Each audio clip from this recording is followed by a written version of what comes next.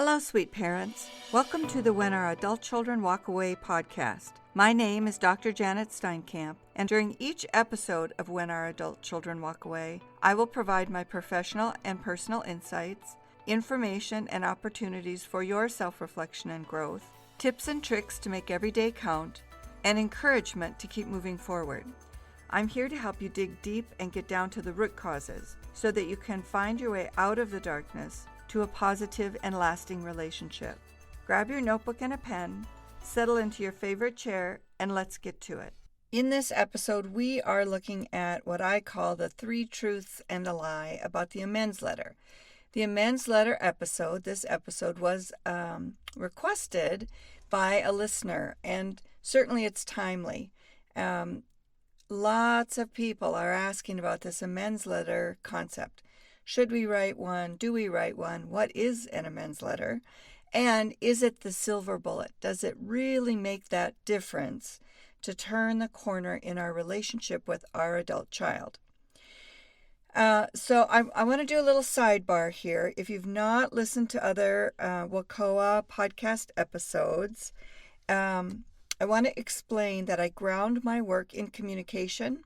It is my belief, and actually my experience, that effective, respectful, and really intentional communication is necessary to slow down the disconnect with our adult child, start to build a groundwork to reconnect and establish a different and more respectful relationship. And by this, I mean that our estrangement journey can be most effectively navigated when we are focused on our communication and we've really learned deeply about how we communicate, how people perceive us, and how we interpret those who are communicating with us. That level of understanding in our communication is critical to reconnecting and, most importantly, finding out what we need to do differently and how we can improve ourselves for our adult child. Now, having said all of that, I want to look again at this amends letter. What are the 3 truths? And what is the lie? Or maybe more accurately, what are the untruths that we tell ourselves when we decide we're going to write this amends letter? Are we ready? How do we do it best? How do we extend this amends best for our particular estrangement circumstances and for our adult child? When do we extend this amends? So we're going to dig into those 3 truths and the lies or distruths. Let's quickly, the 3 truths in my mind are, does writing an amends letter make a difference? And yes, I believe that's true. The question is, why are we writing it? Right? That's where we get into the weeds. The second truth is, does timing matter? And the answer is yes, timing matters. That's the truth. Writing it on our timetable is not necessarily the correct or most effective timetable. The timetable we need to look at is what's best for the recipient, what is best for the adult child. The third truth is how we extend this, our amends. Is it a handwritten letter? Is it a phone call? Do we want to do this in person? What is the best delivery method, or how do we deliver this? And yes, the truth is it matters. It matters to a great degree. And it isn't necessarily solely how we think we need to extend it, but in how we think the recipient is best prepared to accept it, to listen and hear us. So the 3 truths are why, when, and how do we deliver this amends letter or this extend our amends. The lie or the dishonesty with ourselves, the untruth that we tell ourselves, is that this amends letter is going to make the biggest difference, that all it takes really is for us to be able to extend our apology and for them to listen to us. It's just not that simple. So let's dig into the three truths, and we're going to look at the dishonest parts or the untruths we tell ourselves specific to each of the truths. So if the first truth is, does an amends letter matter? Can it make a difference? And we know that it can. We've heard it. We've heard the stories from other people. We've heard it from other adult children. The evidence is there that it can make a difference. So if that's the case, then what must be true about why we're writing this letter? So the truth is, we have to really understand what we're apologizing for. Not just what they tell us we should be sorry for, but what we know is true about what we need to apologize for. Where is the kernel of truth in what they are telling us, and how that fits into our own knowledge of ourselves and our understanding of our understanding of how we contribute to the estrangement. So let me give you some examples of that so you know what I'm talking about. So do we understand that we maybe come on too strong? Or that the other person perceives us as coming on too strong? And if so, how do we back ourselves out? How do we lighten our message? How do we lessen our intensity? What are the key elements of our communication with our adult child that would make the difference for them? How will they know or perceive us to be less than what we've been in the past? And why are we communicating this? Why are we deciding that we need to extend this apology? Are we trying to apologize because we are trying to save face? We want to relieve our own guilt. We are alone. We feel loneliness in the face of this estrangement. Are we somehow trying to reduce our discomfort by extending this amends? If we are, the amends will fall flat. Are we trying to fix something for them? Relieve some kind of discomfort for them in their lives? Again, we can't do that for them. They have to take care of business in their own life. So if we are trying to eliminate a problem for them, again, our amends is going to fall flat. This is probably a good time to say that, just to remind everybody, our adult children know us better than any other person walking the face of this earth. In particular, for the moms out there, our adult children know our heartbeat. They know how we breathe when we are excited or sad. They can read us at a biological level. They come from us. They know our bodies. Just as we know them, they know us. So we have to ensure that what we're saying, what we're communicating in our amends letter is authentic and true and clear. That we are saying what we mean and we mean what we say. The amends letter is an opportunity for us to demonstrate our authenticity, our vulnerability, and our self-awareness at our very core. What do we know about ourselves that contribute to the circumstances? It's an opportunity for us to let them know how much we recognize our contribution to their hurt. It doesn't mean that we're not hurting. We are. But the amends letter is not the place to say it. The amends letter is not about what they did to us. Not in any way, shape, or form. The amends letter is a place for us to hold ourselves accountability, for us to show our accountability and our recognition of our accountability, and to put it out there, air our dirty laundry, express what we know was our wrong to them, where we hurt them. I believe what stays in the dark grows in the dark. If we don't get it out there and shine light on it, it will fester and grow. They know when we've aired all of the dirty laundry and shown the light in the dark corners, and they know when we haven't. And so it is only to our advantage to be brutally honest with ourselves and express to them what we know, what we have discovered in our self-exploration. So now let's dig into this second truth. When? Yes, timing matters. The truth is timing matters, and the timing is all about them. What's going on in their life? What kind of pressures do they have? Is there a significant move coming up in their life? A significant life change? If that's the case, our amends letter is not going to land the way we want. We need to extend our amends at a time where we know our adult child is feeling strong, they're feeling confident, they're feeling relaxed and safe, where they are at a spot that they can hear us. How do we know that if we haven't been in touch? Well, we know when there are significant anniversaries in their life. We know that a particular holiday might not or might be a good time to extend the amends. Right before a wedding, before or after a child is born, not optimal times. They may be times when the intensity of what we're feeling is heightened.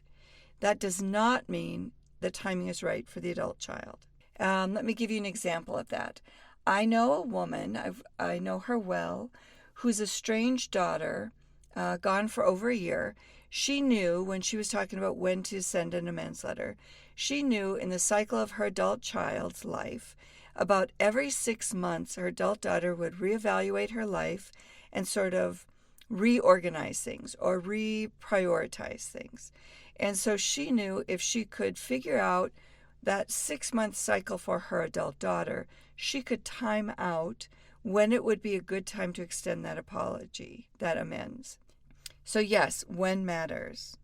And then when we have determined that about our adult child, we do also need to take into consideration where we're at in our life. Are we feeling strong and confident and secure in what we know? Are we feeling settled in what we know about ourselves and how we contributed to the estrangement or the faltering aspects of our relationship? Are we feeling ready and resilient for a response or lack of response, right? What if the silence doesn't end? What if it's just crickets and they don't even reply? Well, that doesn't mean they're not thinking about it. And we need to be ready for that silence. We may not hear back from them for months and months. It may be a year. We're planting seeds and expressing our apology to make amends. That's all. We're not asking for anything in this amends letter. We're not extending hope for anything. We are simply taking responsibility for ourselves, extending that message in a way that we believe our adult child can hear us and a time they can best hear us. And that's it. We're not asking for anything. An amends letter is only to communicate, to make amends. It is not to ask for reciprocation. It's not to extend expectations. It is not where we outline our list of what we are disgruntled about or what we think our adult child has done wrong. None of that fits in an amends letter. So yes, the truth is an amends letter can make the difference.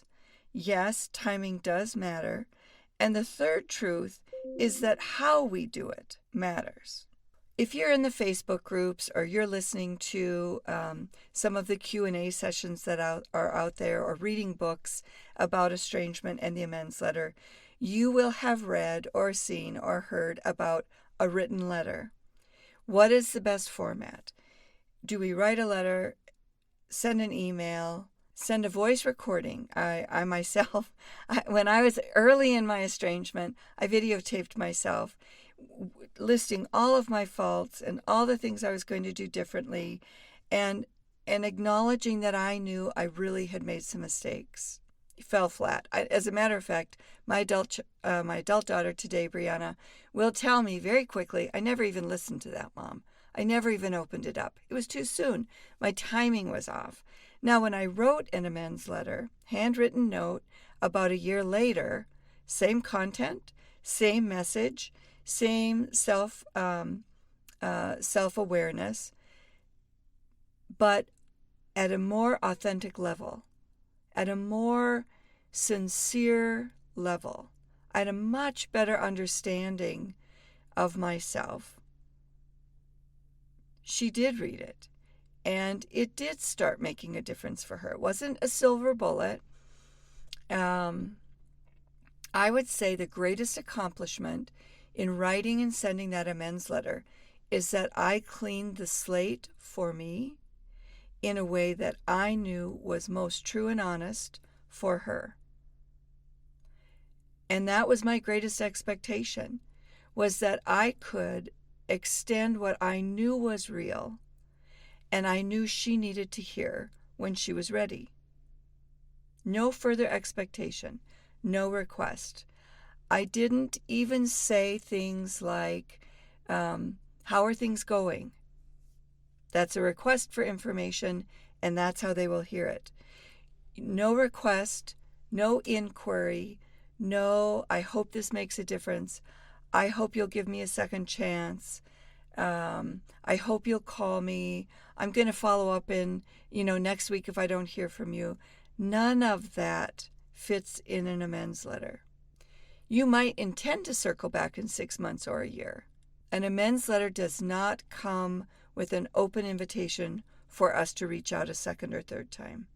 It is simply to extend our recognition of what we need to do different to be the best mom or dad for our adult child. Now, I can repeat that a dozen times, and if you're not ready to hear that and really sit and marinate in that and take it in, then you're not ready to write that amends letter. What you write will not land the way you hope and intend it to land. And in fact, it can make things worse.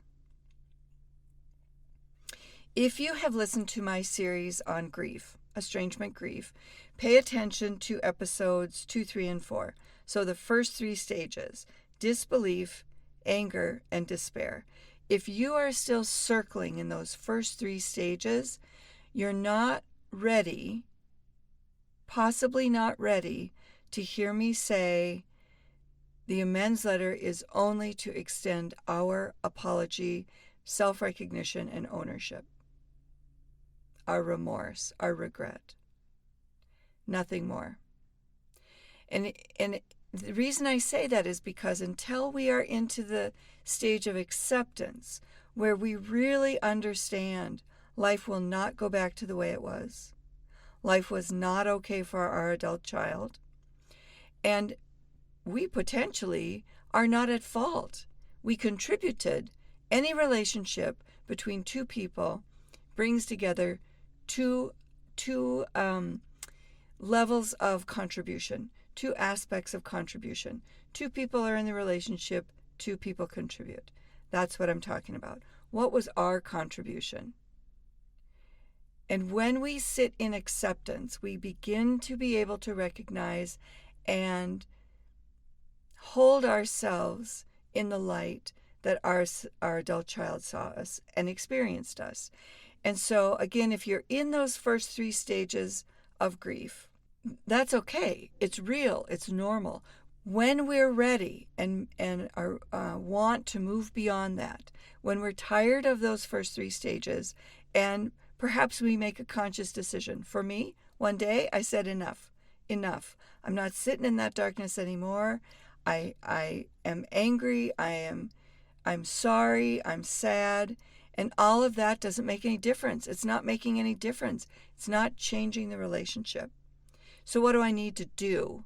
I'm ready to do something. I'm ready to make change, to risk some self-revelation that isn't pretty, right? I mean, people had been telling me for a year, Janet, you've got to do these things differently. My mother-in-law, she's gone now. We've lost her since the estrangement. And of course, I miss her every day. We had a very difficult relationship. And we had a very mutually, I think, respectful relationship. It was hard work, but we found our way. And so she would say to me, one of the toughest things I've ever heard, she would say to me, Janet, you've got to keep your big yapper shut. And it was so offensive. I was so offended when she would say that. And what I know is that she was right. Her delivery was a little tough, but her message was spot on. My grandchildren will say to me, Mimi, zip it.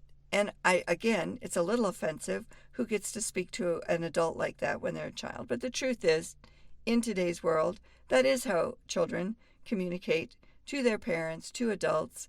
It's much more informal than I would have ever communicated to my grandparents or my parents. I've got 2 generations, one on each side of me, telling me I need to keep my mouth shut more frequently. At some point, I had to listen. At some point, I had to say, you know what, they're right. And I need to consider what I'm saying, how I'm saying it, when I'm saying it, and if I need to say it. So many times now, I will find myself answering for other people. I recognize it now. I will find myself extending my opinion to my adult daughter or son when they're not asking for it. Now, my son is kind enough to say, Mom, it's okay. When I'm like, oh, no, I'm so sorry. I've got to back up. That is not my place. You are not asking me for my opinion. When you want it, if you ever want it, I'm right here. You know where to find me. And he's always kind to say, no, Mom, I want to know your opinion. I recognize now that often he does that to be kind and compassionate to me. He's not really asking for my opinion. He wants me to feel good about being his mom, about having an opinion. And sometimes, he does get some new and different insight. The times that happens is when he comes to me and says, Mom, what do you think about this? Mom, this is what's going on. Any thoughts about that? That's the invitation for me to extend my opinion. The times that I put the brakes on and give him the space to come to me, it feels so good. I am rewarded 10 times over. My daughter, much more sensitive.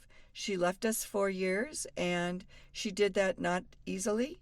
And I know she did it to a great extent because I could not stop and give her space to decide when she wanted to come to me, when she wanted to extend or ask for my input.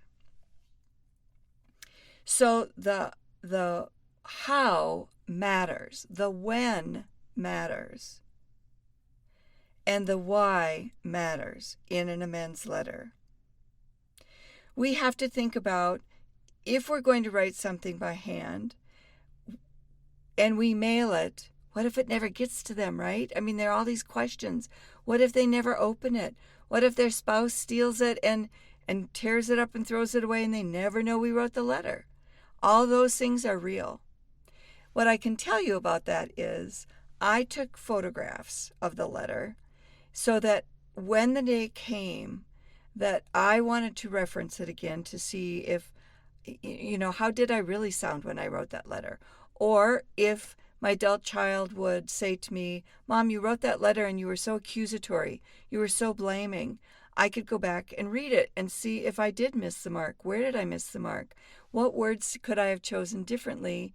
And really, are they simply choosing not to listen yet? Are they not ready for the amends? So if you're going to handwrite it, make sure you take a picture, and at some point you just have to trust that it's going to get there. For me, I didn't have a current address. I didn't have a current mailing address. So I had to address it with the old address and put on the bottom, please forward if necessary, and hope the USPS folks were on their toes, right? That they knew what they were doing with forwarding. The other thing about the how is kind of who are you writing it to, right? Who's the gatekeeper? In my case, I wasn't just writing to my adult daughter. I was also writing to her spouse. I'm sorry. I was not only writing to my adult daughter, I was writing to her partner. He was the gatekeeper. He was the one who would either endorse her decision to read the letter or dissuade her or discourage her from reading the letter. He was the gatekeeper. Once I knew I was writing that letter to both of them, it changed the whole letter. I knew I had to apologize to both of them, and I had to explain myself in my new self-awareness in a way that they both could understand and value. If you want to know more about that or talk more about that, go to the website and look for some of my events where we meet and really discuss individual circumstances. Send me an email and I can let you know when those events are.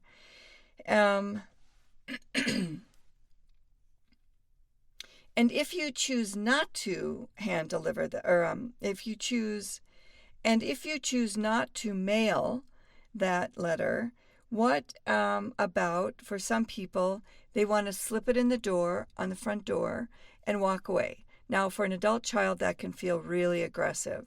You were on their property, you were at their door, you were in their space. So I would caution you about that. I would caution you about any direct delivery. Email can be well received. Email, what I like about email is that it can be saved for later. And you can put a delivery receipt on it so you know it's hit their mailbox. They don't know that that's happened. You can't add a read receipt because they will be notified if you put that on there. But you can at least put a delivery receipt on an email so you know it's hit their email box. I'm going to say just one more thing about this amends letter and the how, and then we'll wrap this up. The length matters. Some people will tell you that it should not be more than 1 page, that it should be simple sentences, not complex, long, drawn-out sentences, clear, succinct, to the point. I know I did this wrong. I'm so sorry. I understand now how that hurt you. Here are the things that I'm really learning about myself and working on to be better in the future. Pretty simple and straightforward. If you're writing to 2 people, this is where I differ from others who will give you some advice about writing an amends letter. If you are writing to your adult son or daughter and a gatekeeper, that extends the length of the message, right? Because you're writing to 2 people. So in my case, when I wrote my final letter, I wrote that letter, the first time it was about, 12 pages long. In that case, I wrote that letter for me, right? That was for me to get everything off my chest, to give all the long-winded explanations. And as I cut that back, I think it took me about 6 weeks to really refine the letter. As I cut it back, I ended up with a 3-page amends letter. Again, very clear, concise, direct, to the point. There were a lot of points I needed to make. I was talking to 2 different people. And I felt really good about the letter. There are a number of people who told me it was too long, that I went into too much detail. I knew for my daughter to hear what she needed to hear in a way that really hit home for her, that was the letter I needed to write. And if it missed the mark, I was ready to take full responsibility for that. I was ready to own that because the letter I wrote was authentic for me. So that's the sweet spot. Write the first letter for yourself. Don't send it. Expect that this is a longer period of time than writing a letter over the weekend and sending it. This is a real process for a parent to sort through themselves, sort through what they need to say, sort through what their adult child needs to hear, and to feel confident and ready to send it. I'm always happy to look over a letter for someone and give feedback. I think we should probably wrap this up now. I do want you to consider what I've said here. Give it some thought. Write some responses to me. Go to the website. You can respond to me by email at janet@jesteinkamp.com. Send me an email. You can respond to me through the chat on the website.